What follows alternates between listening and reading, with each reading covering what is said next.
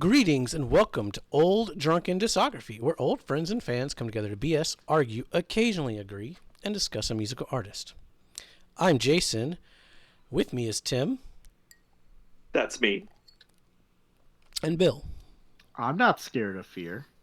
And Pumpkin. Today we're talking Pearl Jam's Dark Matter. It's been a very busy week in new releases. We have 3 to do, so we're not touching Taylor Swift because I heard it's like 32 songs. And we don't want to make any Swifties angry, so. Right. But we're okay upsetting everybody else. So, we're talking Pearl Jam's Dark Matter. This is their 12th album.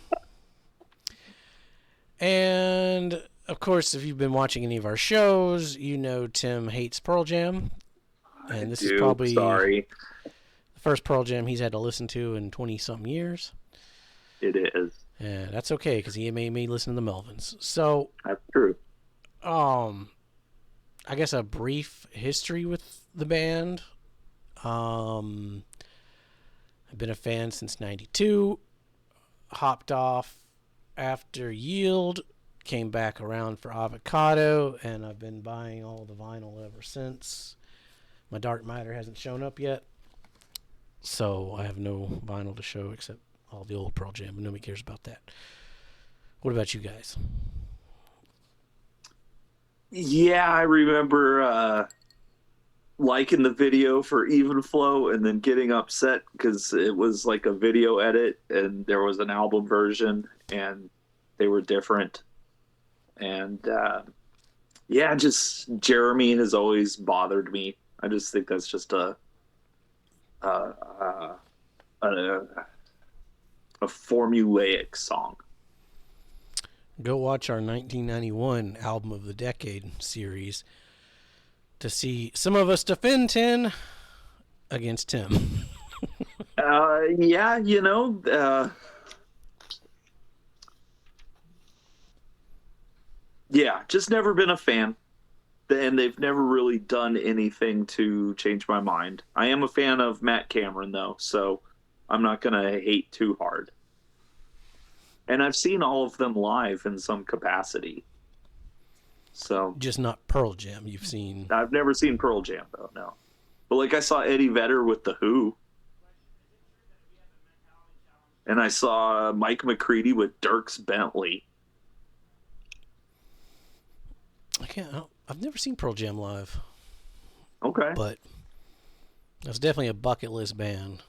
I'll give them that. They always just feel like the grunge answer to Bruce Springsteen for me. I could see it. Yeah, and I'm just that's not for me. I like Bruce Springsteen, so there you go. What about you, Bill? What's your history with the band? So, Pearl Jam, actually, if we ever cover Pearl Jam, I already know what my number one song would be from them. Oh, we're going to get to them. We're going to cover them. And it's probably not one that people would guess, because actually I even went to their YouTube page and just kind of scroll like, hey, like, how far do I have to go to actually get to my number one song? And it's actually pretty far down the list. I'm like, oh, probably in the minority on that one then. So I have a person that comes to my bar every time that they come in. They request Pearl Jam be played every single time. And Jeremy? They put money in the jukebox. Nope. They put money in the jukebox and they always play Pearl Jam. And it's not always the singles. They play a lot of deep cuts too. Honestly, I like Pearl Jam for the most part. I mean, their sound it's different for me from like a lot of other stuff I listen to. And yeah, I could just appreciate some of their music. As for any actual personal connection, I, like most other bands, do not have any super personal connection to the band. But listen to everything 20 plus years after it was released. You just had to be there, man. You just had to be there. I mean, I was there and I thought it sucked then, so you didn't have to be there. It was optional. It was optional, as were most things in the '90s. But we're not talking about the '90s. We're talking about 2024 Pearl Jam. Yep. Got Andrew Watt producing this thing, Which we've fresh off covered. of his Rolling Stones. Yep. We've covered a lot of Andrew Watt on this show. So who wants to go first? Bill, you should probably go first because you'll probably be more. Let's start the video out with a little positivity. Hopefully. Well, Before Tim I gets into alluded it. to there was one of these albums that we are doing today that I did not like. It was not this one. This is one of them that I did in fact like. And actually, my comment to start off with the album, I feel like all of these songs were different enough in some capacity. Like we weren't just listening to the same song start to finish. Like there was actually some diversity, which in some cases both helped and hurt. I felt like as we went from track to track. I'll say this: "Scared of Fear" opening track, probably my favorite song on this album. Actually, Same. I loved it. I got a different one. I thought this was a phenomenal start to the album. I'm like, okay, this is gonna be sick. And then I got to react, respond, and I really wasn't sure what they were going for with this song. Um, kind of mixed feelings on it.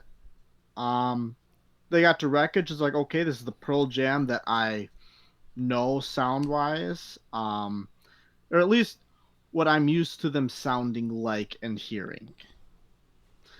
Dark Matter. So I'll say this: I thought that I had like an early release or something like that, so I forwarded the link to Jason. No, it was just Dark Matter and then their last album, all on a playlist titled Dark Matter album. Yeah, somebody pulled a switcheroo and gave you Gigaton. Yeah.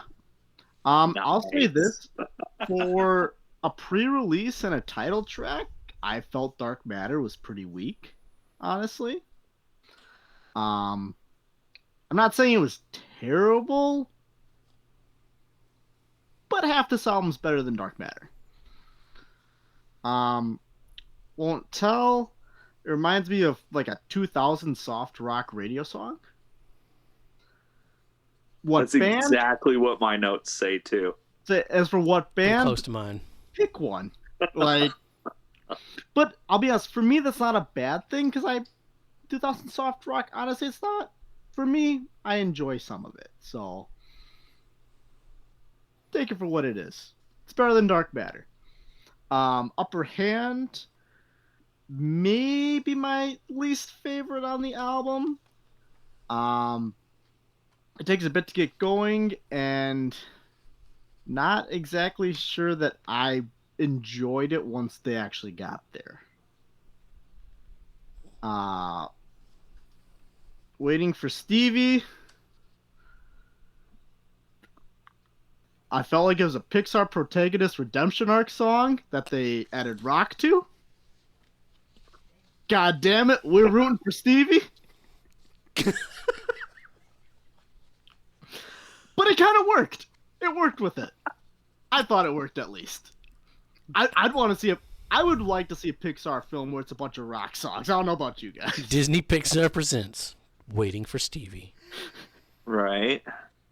Running. I would honestly, I heard this and I kept thinking of "Na Na Na Na" by MCR. Just both the beat and how the words flowed with the verses. It's like, oh, like I'm sitting like kind of bottom, like no no no no no. And it's like, they gets to the verses, it's all chopped up, sprint speaking almost is what I would call it. Like where he's like quickly saying all the words in a row, similar to how MCR, give me drugs, give me drugs, give me drugs. I don't need it. It's the same beat and syncopation feel between the two. At least that's what I viewed with it. Something special. It's kind of like a head bobbing vibe, but it's really not anything super special. Got to Give. That was pretty good. Again, top songs on the album, I would say. Setting Sun, I'd say it was a good album close. Uh, Honestly, I was thinking of Waiting on a Friend when I was listening to that song. For whatever reason, that's what came to mind. Not a bad close.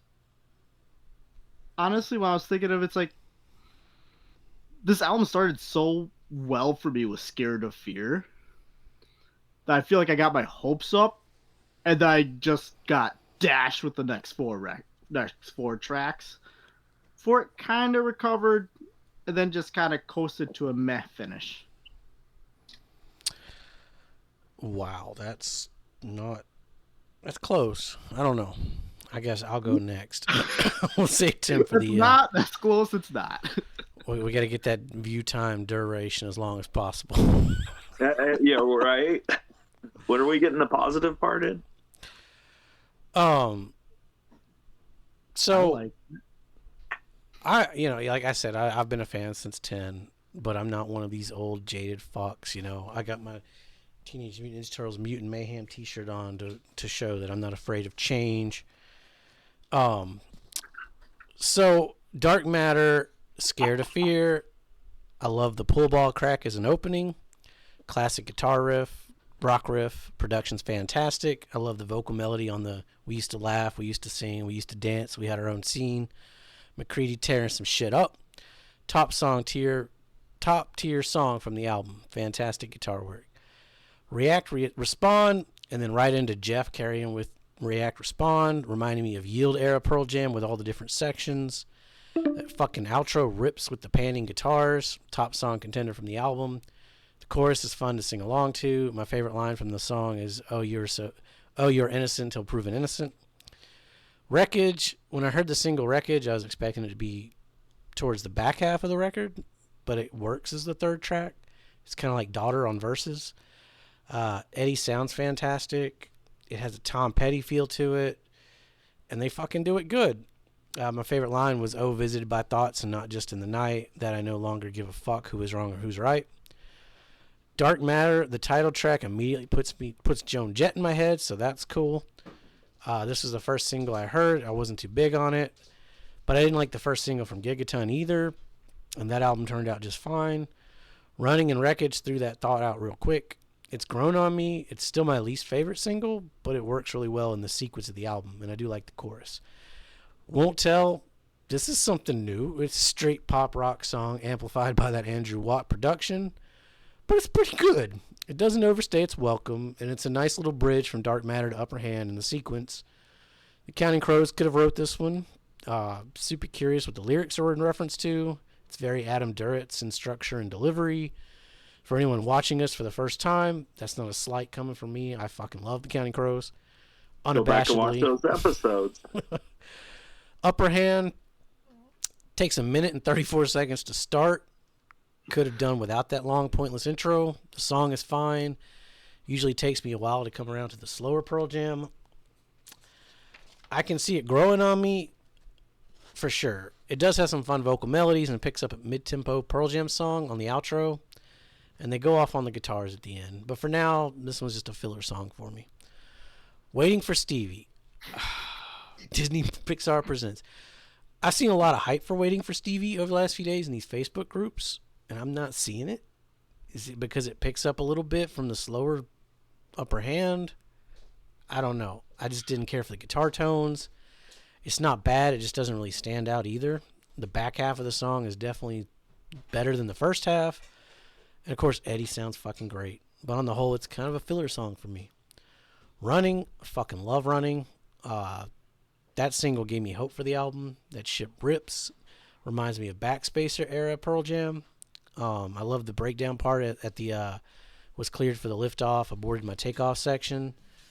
This song will get added to any Pearl Jam playlist I make. I didn't go for MCR. I went more Bad Religion on it, but take that as you will. Something Special, co-written with Josh Klingenhofer and Watt. Weird tone on the bass, but it kind of pops. It's leaning on some country blues sound, but the lyrics and bass make it stand out. Great lyrics about what I'm assuming is his daughters. which I can relate to. Like the when it gets fucked up, you need a helping hand. Do it yourself. You're not the type to need a man, but if you find one, he better know you're damn special. So great lyrics, but the song was kind of, it was there. Gotta Well, and give. Klinghoffer's, not to interrupt, but Klinghoffer's like in their touring band now, right? Yeah, I think so. That's Yeah. cool. Okay. Um, got to give. I liked it, but it's still not that return to form that Pearl Jam that people keep saying about Pearl Jam. All the mainstream reviewers. Well, that's what usually what Andrew Watt brings, right? Back to form. Yeah, well, he's done it for a few artists now. He did it with the Stones. Beck is weird though. I don't. Yeah, you know, I felt like he did it with Ozzy and with Iggy Pop. I haven't heard the Ozzy, Okay. and I haven't heard. Yeah, I'm not even sure what else he's done recently anymore, but I mean, the production. I like the production on the record, but it's just got to give was like poppy. It somewhat works, but it's different. I do like the quiet part around the 2-minute 45-second mark. Setting Sun was fine. Eddie sounds better than ever, but the song was a little too long. It didn't really do much. Not even a top 5 closer. I would reach for a Versus Indifference, or a Backspace or the End, or a No Code Around the Bend, or even Future Days from Lightning Bolt before I would reach for Setting Sun. I'm not getting to the same thing all these early reviewers were talking about, saying this album was a return to form. It's a Pearl Jam album. It has a few tracks that'll go into rotation, but it has some filler as well, which is basically every Pearl Jam album for me since Avocado. It's not top tier Pearl Jam. It's not bottom tier Pearl Jam. It's mid, as the kids say. I definitely think it'll grow on me more as time goes on, like Gigaton did. Long gone are the days for me of getting a Pearl Jam album and living that album for months, loving every second of it. The A side is definitely the stronger side for me. It starts out really strong, more stronger than they've been in years, but the back half kind of falls short. No spoilers for our upcoming end of year review, but wouldn't even crack my top 3 for 2024 this year. And I'll end on a quote from Eddie Vedder. I get the words, and then I get to thinking. I don't want to think, I want to feel. How do I feel? All right, Tim. Lay it on us. This album fucking changed your life, didn't it? Changed his opinion of Pearl Jam. no, I'm actually pretty close to what both of you guys said. The album started off pretty good for me. Scared of Fear, it's decent. There's some cool Matt Cameron stuff going on, and as we'll all find out throughout this album, he does at least one like just ridiculously cool thing on every song. So you got that to go for. React, Respond, I think is going to be my highlight of the album. I thought that was an interesting sound, and it wasn't what I was expecting from Pearl Jam, so that's a good thing in my book. I thought it had a cool bass intro, just fun song. And then it enters the second phase of the album, where you get kind of just a Pearl Jam song, and then you get something that's a little better, and then a Pearl Jam song, and then something that's a little better. Like Wreckage, it could have been any Pearl Jam song. Radio rock. It's very formulaic. It did, like, towards the end of it, it kind of started reminding me of like late stage Who songs in structure. And so I was like, okay, that's cool, whatever. But yeah, it just felt like a kind of a generic song. And then we get to the title track, Dark Matter. And I thought that one was pretty good. It's like pretty groovy. It's got some cool riffs. Sounds great. But then we get to Won't Tell, where I'm just like,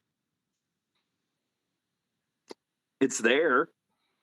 There's nothing like inoffensive about it, nor is there anything offensive about it. It's just there. But then it turns back around. Like Upper Hand does start slow, but I thought it turned, like Bill said, it takes a turn, and he wasn't sure if he liked it.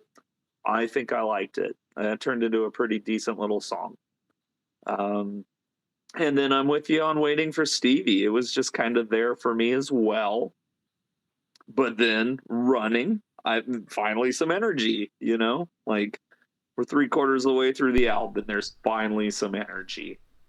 Um, but then we enter the third stage of the album where the last three songs just energy gone. We're spiraling to an end that just loses steam. But the production was great. Matt Cameron does something really cool on every song. Eddie Vedder's doing some cool stuff on, half these songs. And then the other half, he just does the Eddie Vedder thing that he does in every song. Yeah, I mean, not being able to compare this to the rest of the discography, no real idea of where to place it, like, whether it's good or bad compared to their stuff.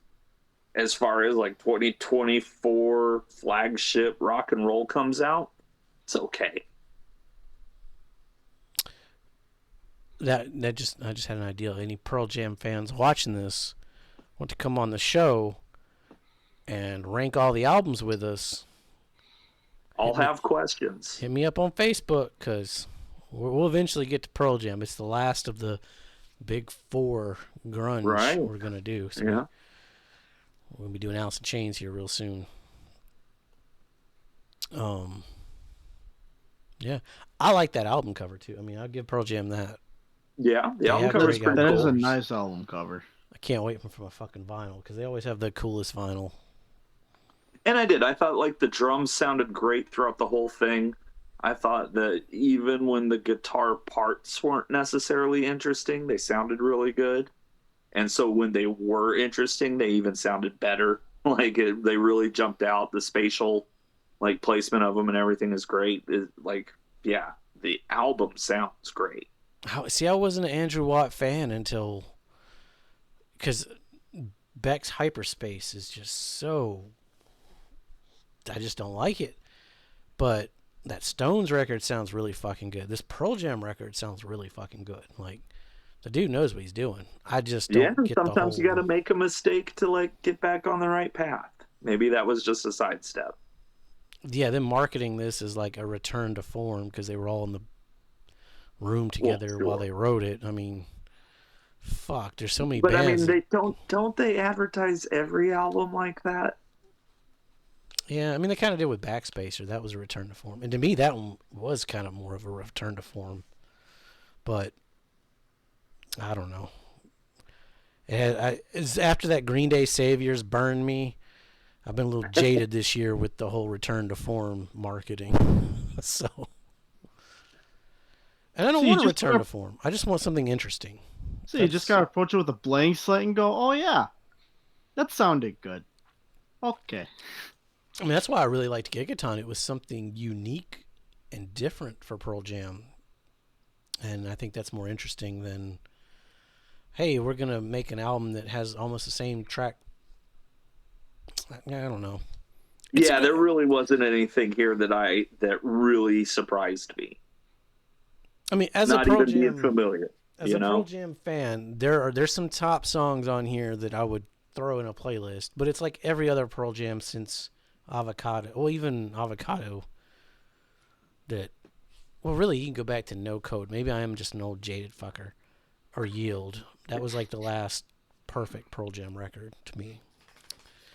But I'm not saying this isn't good. There's some good shit here. Sounds good. The playing's fantastic. I love Wreckage. I love Running. I love React Respond. Scared to Fear. But it has a couple filler songs on there. It's not a perfect album, so first impressions. It's a grower, maybe. Yeah, I can see that. I could definitely see that, especially as you take in some of the crazier polyrhythms and stuff, and you start to internalize them more. I could see this being a grower. Yeah, and I have not heard it on vinyl yet. I'm still waiting for my vinyl copy.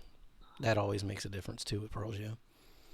I mean, I could also see this being more popular with people that said my age, because like what I'm referencing is like, okay, it's stuff that in my demographic would make sense. We would also like too. Like, is that like, The oh, it's a big '90s 2000s, revival.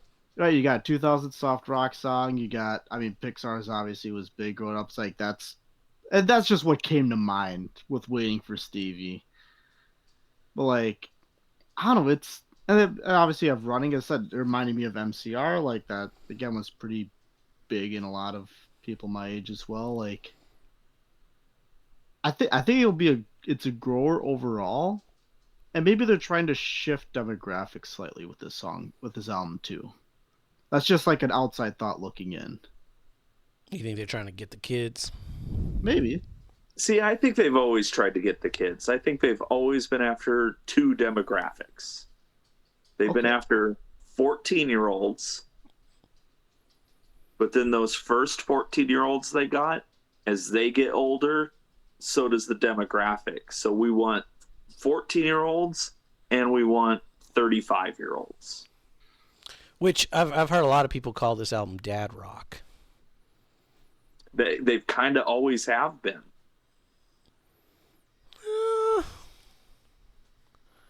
I don't know. We'll get into that Pearl Jam discography. We'll get into that, but they've kind of always been like the definition of dad rock. They're definitely safe rock. Yes. They're definitely safe. And that's what it's all about, right?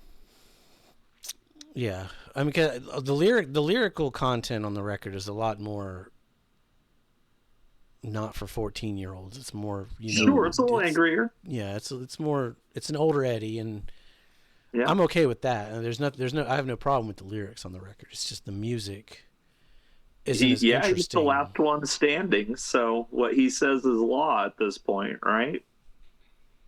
Oh, you're talking about like Lane and Kurt and Chris. Chris, yeah. Yeah, it'd be interesting to see where those three bands would be at right now. And Andrew and Wyland and Bradley Noel, yeah. Shannon Hoon. He's literally the last one standing. Yeah. So that's our first impressions. I've probably listened to the record maybe 10 times, trying to write notes, rewrite notes. Some things grew, some things faltered more, but it's a good mid Pearl Jam record.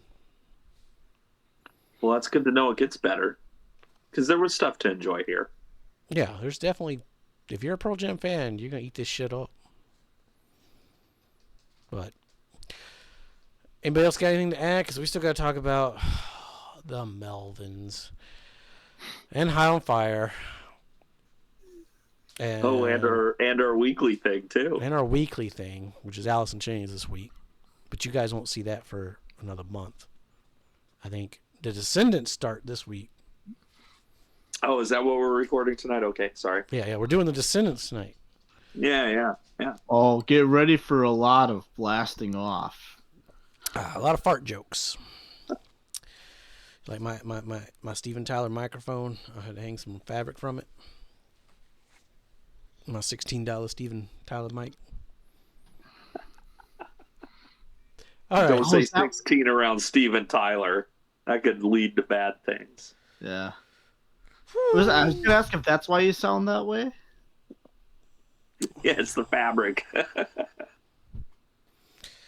You motherfuckers had the upper hand on me. All right. I'm sitting here waiting for Stevie. Hey, his redemption arc has started. He's coming. Oh yeah, we'll be doing Aerosmith this summer, so that'll be fun. All right. With that, subscribe. We kind of just haphazardly told you what's coming up. And seriously, if you want to come on the show, it's a good time. We'll talk Pearl Jam. We'll go through every album by album. Tim will love Red Hot Chili Peppers. Come on for that too. Oh yeah, Red Hot Chili Peppers is an open door. Anybody can join that one. That's going to be a shit show summer extravaganza. It's going to be a blast. Be safe. Make good decisions. Just like Stevie. got me running, but the